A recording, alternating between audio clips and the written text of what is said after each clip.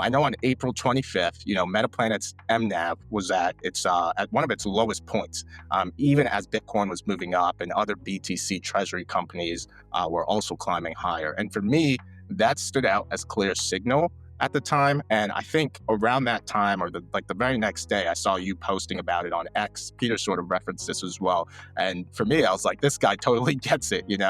My understanding is that at this point, you're now all in on Metaplanet and cash.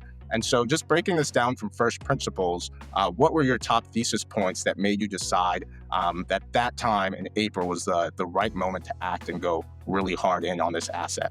I did some simple calculations. I fine-tuned them later. I realized I was a little bit off, but directionally I was correct enough. It didn't matter. So when I got into Metaplanet, late April, like April 25th, I think is when I started buying, and they had 5,000 Bitcoin. And I thought, okay, if they can keep a decent MNAV, 3 to 5 range, something like that, by the time they hit 100K or a little over Bitcoin, on the balance sheet. So by the time they 20x their Bitcoin held, they should be able to roughly 10x their Bitcoin per share. So that totally balances out the MNAV and overshoots it, right? So like I think when I started buying the MNAV, it was like 2.5 or something. It's higher than strategy, which is another positive sign. And I've kind of came up with some ideas of why that's important later on. But the basic thing was I want to be in this long enough for them to 10 to 20x their Bitcoin per share. And I believe that that's going to happen. It could happen as early as 2 years. It could, to me, kind of 2 to 5 years is the range there. And then in order to make this a 100x investment, essentially, I need Bitcoin to do a 5 to 10x. If Metaplanet's doing a 10 to 20x of their Bitcoin per share, that's,